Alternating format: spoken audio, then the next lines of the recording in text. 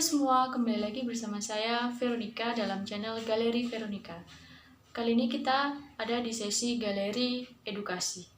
Nah, hal galeri edukasi yang pertama ini kita akan membahas mengenai hak menguasai negara yang terdapat dalam mata kuliah Hukum Agraria.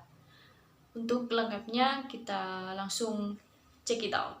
Sebelum kita masuk mengenai pengertian tentang hak menguasai negara, terlebih dahulu kita akan mengulas tentang sejarah dari hak menguasai negara. Dirumuskannya hak menguasai negara ini bertujuan untuk menghapus dan mengganti asas domain Verlaking yang diberlakukan di Hindia Belanda atau Indonesia pada zaman pemerintahan kolonial Belanda. Pemerintah kolonial Belanda melalui asas domain Verlaking hak atas tanah menegaskan bahwa tanah-tanah yang tidak dapat dibuktikan kepemilikannya menjadi mutlak hak milik negara kembali. Setelah kurang lebih 6 tahun diundangkannya Undang-Undang Pokok Agraria, pemerintah Orde Lama berupaya untuk menjalankan sejumlah amanat yang terkandung dalam Undang-Undang Pokok Agraria untuk mensejahterakan rakyat dan membebaskan rakyat Indonesia dari penindasan atas nama manusia oleh manusia, khususnya melalui program Land Reform. Nah, setelah kita sudah membahas mengenai sejarah tentang hak menguasai negara, selanjutnya kita akan membahas mengenai dasar hukum yang mengatur tentang hak menguasai negara.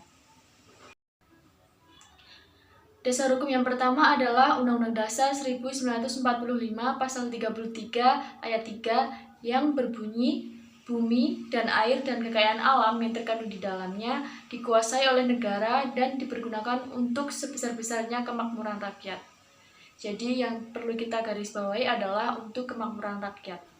Selanjutnya, dasar hukum kedua yaitu Undang-Undang Pokok Agraria Nomor 5 Tahun 1960 Pasal 2 Ayat 1 yang berbunyi, atas dasar ketentuan dalam Pasal 33 Ayat 3 Undang-Undang Dasar dan hal-hal yang dimaksud dalam Pasal 1, bumi, air, dan ruang angkasa termasuk kekayaan alam yang terkandung di dalamnya itu pada tingkatan tertinggi dikuasai oleh negara sebagai organisasi kekuasaan seluruh rakyat.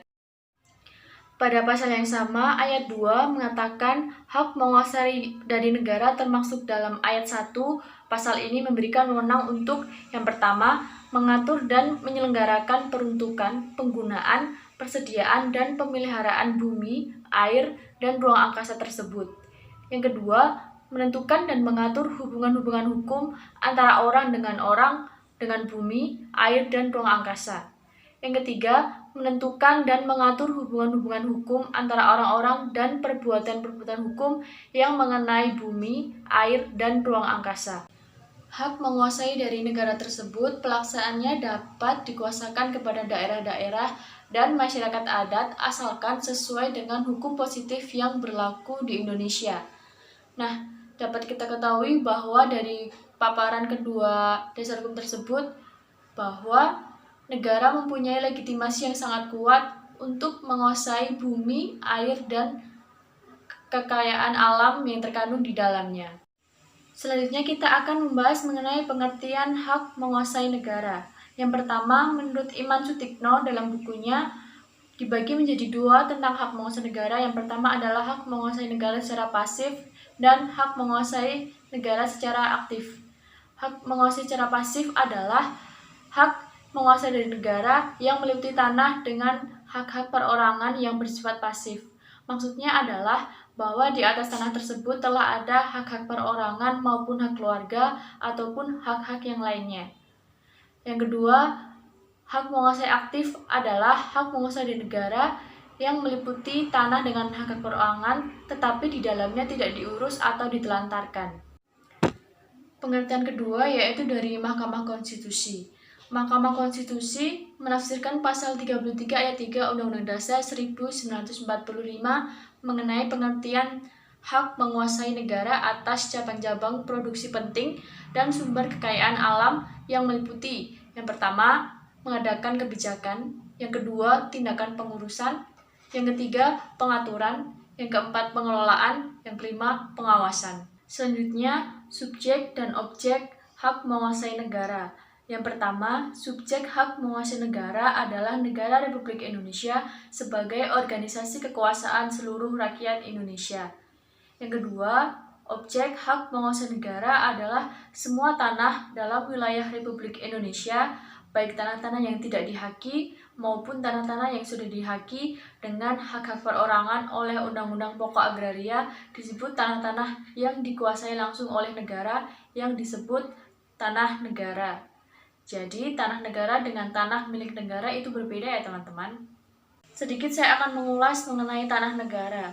Tanah negara sendiri mempunyai pengertian tanah yang dikuasai langsung oleh negara, yaitu tanah-tanah yang di atasnya tidak dikuasai dengan suatu hak atas tanah. Contoh dari tanah negara adalah yang pertama, tanah-tanah yang diserahkan sukarela oleh pemiliknya. Yang kedua, tanah-tanah yang sudah berakhir jangka waktunya dan tidak diperpanjang lagi. Yang ketiga, tanah-tanah yang pemegang haknya meninggal dunia dan tidak mempunyai ahli waris sehingga kembali menjadi tanah negara. Yang keempat, tanah-tanah yang ditelantarkan. Dan yang terakhir, tanah-tanah yang dipakai untuk kepentingan umum sesuai dengan tata cara pencabutan hak atas tanah. Sekian sesi galeri edukasi tentang hak menguasai negara pada hari ini. Jangan lupa teman-teman untuk subscribe, like, and share channel ini. Terima kasih.